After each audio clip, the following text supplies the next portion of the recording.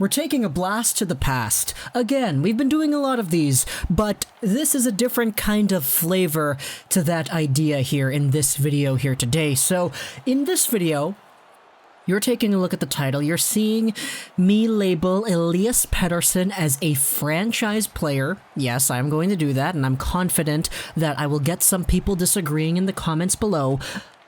But I wanted to talk about in this video the moment we knew.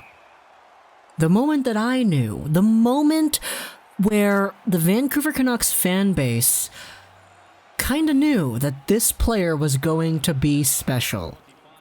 And I know this moment, when we knew that Pettersson was going to be great, it's going to be different for everybody. Some people will say, oh, I thought he was going to be great the moment we drafted him 5th overall. Others are going to say, yeah, you know, I wasn't really feeling it up until he finally cracked the league, but I finally started to feel the Pettersson hype when he scored on his first shot in the NHL against Calgary. Others will say, it took me until the All-Star game for him to really establish himself in my mind as a great player, or until he won the Calder, that's when I knew that he was going to be great, or once he was playing in the All-Star slapshot competition, competing with a whole bunch of D-men, that's when I knew. People are going to have their different timelines as to when they knew that Elias Pettersson was great. And some people may even say that he's not all that great and I'm just tooting his horn a little bit too much. That's okay too. But in this video, we're talking about when I knew. The moment that I kind of solidified in my head that this player, Elias Pettersson, was a franchise talent. And I know I'm going to get a lot of flack for this. You can call me a homer all you want. You can call me a biased Canucks fan because that's pretty much what I am. But the moment I knew when Elias Pettersson was going to be great was...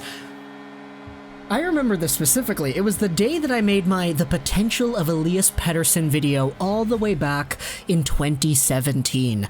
I was in high school back then. I was in my first semester of grade 12. I was doing pre-calculus. I was doing French. I was doing other things that are unrelated to my life now. And this was a time period in my life where I saw the hype for Elias Pettersson come in through Swedish outlets. People in Sweden, Swedish news outlets and Swedish media, they were all talking about this Elias Pettersson guy that was coming into the SHL and was suiting up for the Vancouver Lakers back then. And I remember the narrative very, very well. People were saying that Elias Pettersson was the best 18-year-old SHL player since Peter Forsberg. And when I made a video talking about how people were talking about Forsberg and Pettersson as being somewhat equal in this sense, I got a lot of flack for it. A lot of people were saying, no, what are you doing? This guy's a 5th overall plug. He's so light. He's so thin. What are you doing comparing this guy to Forsberg? And a lot of my video that I made 2 years ago, almost 3 years ago now, was just saying, you know, people are saying it. People are talking about Pettersson as if he has this Forsberg-like potential. And as that year went on, Pettersson started to prove that. 5-point games, hat tricks, 2-point games, multi-point games everywhere for the SHL and the Vancouver Lakers system, and the guy was over a point per game. He finished off the SHL season with 56 points in 44 games, leading the league in points. He was 18, turning 19 at the time, and he set the record for the best U20 point production ever in the SHL. That was something that I was blown away by.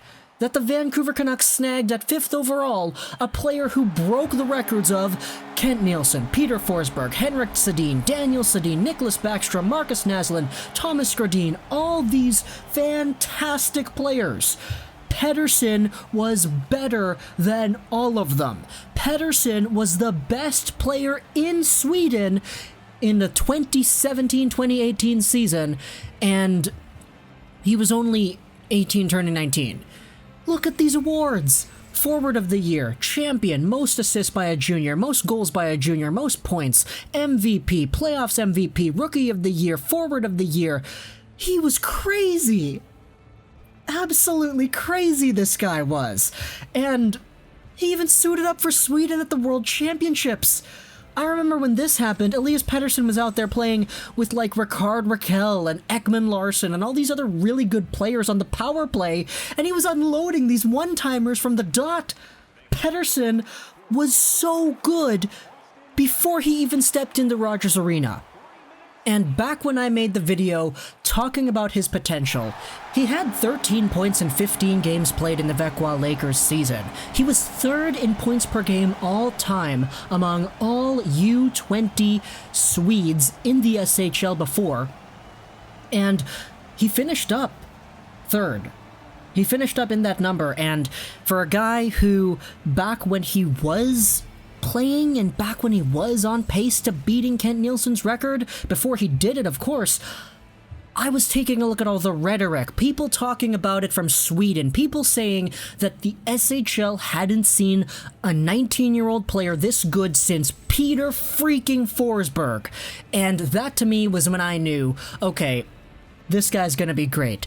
Sure, as a hockey fan, as a guy who talks about hockey publicly on YouTube, I have to try to remain calm, try to remain natural, and say, okay, is it realistic to say that this random guy is already going to be better than Forsberg? No, we have to take things slow, we have to wait to see how he actually finishes off the season, wait to see how he does when he suits up in Vancouver. Does he need AHL time? Is he going to need a year with Utica before he becomes an NHLer? Well, he proved everybody wrong who said he needed Utica time, and now he's probably the most individually skilled Vancouver Canucks forward on the team.